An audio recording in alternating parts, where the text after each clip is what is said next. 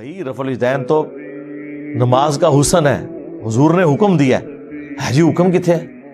اور ایک وہ دیوبندیوں کا مولوی ہے، وہ اس کا نام رکھا ہے دلیل کا بے تاج بادشاہ،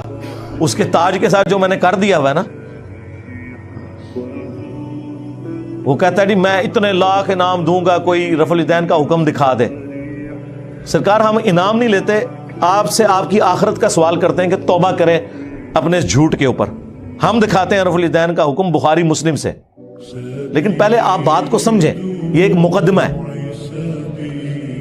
صحیح بخاری اور مسلم کی متفقن علیہ حدیث ہے، نبی علیہ السلام نے فرمایا اللہ نے مجھے جوامع کلمات کے ساتھ بھیجا ہے، میں بات مختصر کرتا ہوں اور مفہوم گہرا۔ بخاری مسلم دونوں میں حدیث ہے انما الاعمال بالنیات، اعمال کا دار و مدار تو صرف نیتوں کے اوپر ہے۔ اب یہ ایک جملہ ہے، اس کے اوپر پوری کتاب لکھی جا سکتی ہے، یہ ہے جوامع کلمات، اس کو آپ ذہن میں رکھیں۔ اب آ جائیں بخاری مسلم دونوں میں حدیث ہے، مالک بن حویرث کہتے ہیں رضی اللہ تعالیٰ عنہ علیہ السلام، ہم چند نوجوان تھے 20 دن کے لیے حضور کے پاس گئے مہمان بن کے، حضور کی وفات سے 1-1.5 سال پہلے غزوہ تبوک کے موقع پر مسجد نبوی میں ٹھہرے 20 دن تک، آپ کے صبح و شام آبزرو کیے۔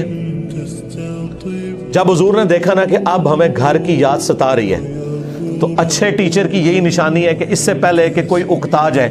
خود ہی اسے بھیج دیا جائے۔ آج تو آپ کہتے ہیں نا حضور میں آپ کے زمانے میں ہوتا تو ہر وقت آپ کو وضو کرواتا رہتا، ایسا نہیں ہوتا، دنیا میں ایسے نہیں معاملات چلتے۔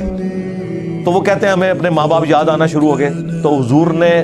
جب یہ دیکھا نا کہ اب یہ ان کا انٹرسٹ لوز ہو رہا ہے، تو آپ نے کہا کہ سب کو اکٹھا کر کے کہا کہ اب اپنے گاؤں ایریا میں واپس چلے جاؤ۔ جب جانا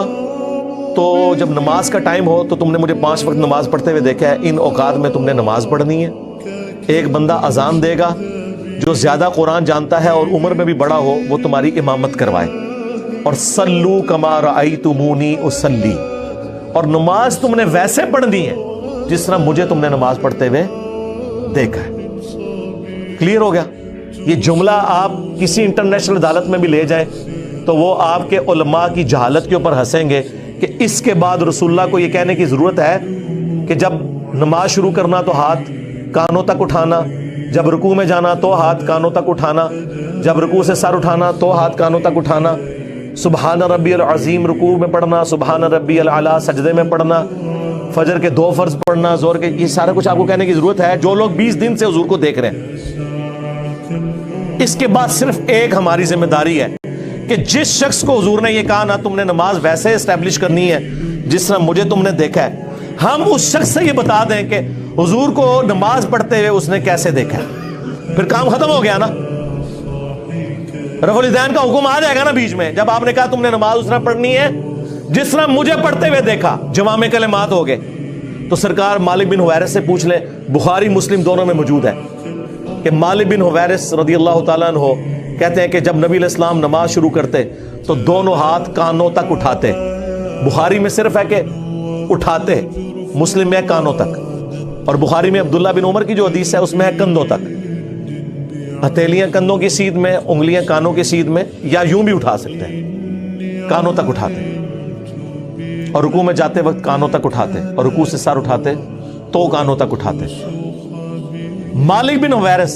خود نماز کا طریقہ سکھا رہے ہیں، بلکہ بخاری میں الفاظ ہیں، وہ کہتے ہیں نماز کا میرا ارادہ نہیں تھا، میں تمہیں نماز سکھانے کے لیے بتا رہا ہوں کہ میں نے نبی علیہ السلام کو اس طرح نماز پڑھتے ہوئے دیکھا ہے،